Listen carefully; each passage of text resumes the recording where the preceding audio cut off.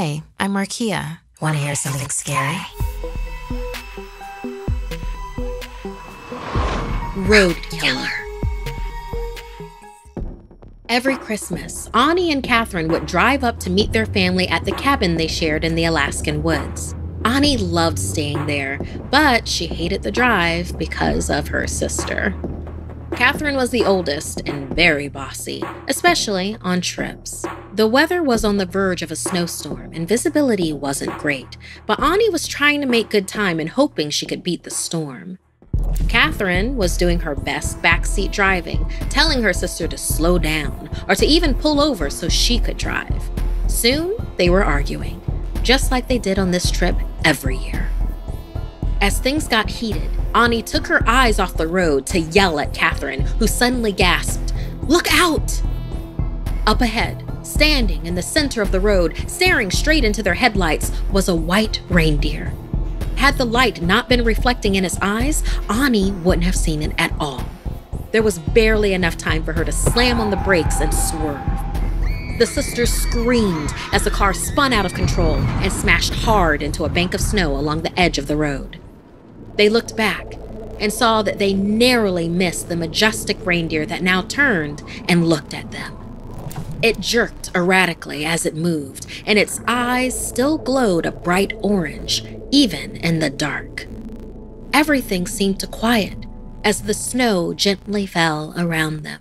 Neither sister dared take a breath, and then suddenly, the creature snorted and stomped his hooves on the road as it let out a guttural roar, and then lowered his antlers and charged straight for the car. Ani moved towards Catherine as the reindeer crashed into the driver's side, which pushed the car deeper into the snow. The sisters held on tightly to each other as the deer backed up and charged again. There was a loud crack as its massive antlers smashed into the side, causing a spiderweb of cracks along the windows.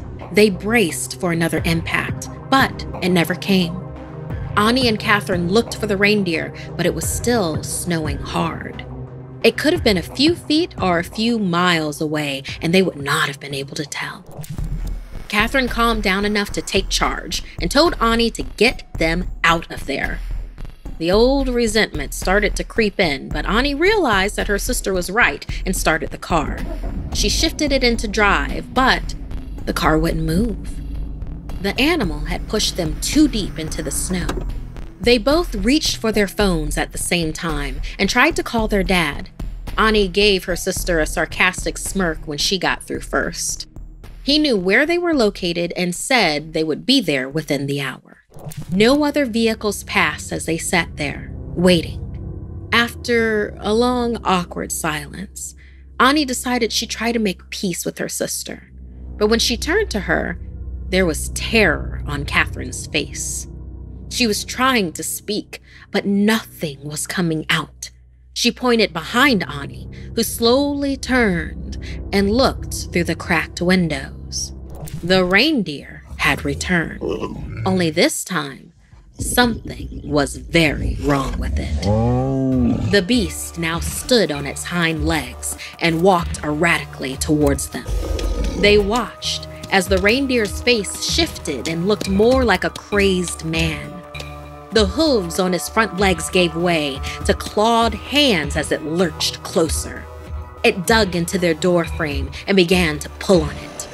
They both huddled together in terrified silence as metal began to creak. It was going to rip that door off, and there was nothing they could do. Ani tried opening her sister's door, but it was stuck against the snow. They were trapped, and her escape attempt seemed to make the creature angrier. Its long white neck flexed as it let loose noises that sounded like female voices. The voices sounded both entreating and mocking as they came forth from this transformed, unearthly creature. Catherine cringed, hugging her sister tight, pulling her to the window furthest from the beast. "Climb out the window and run as soon as it rips off the door, Ani. I'll keep it busy long enough for you to get away," Catherine urged. But Ani wasn't going to let Catherine boss her around this time. "No, we'll fight it together, Catherine. We're in this together." Ani raised her fist, shouting through the window at the skinwalker, "We're not afraid of you!"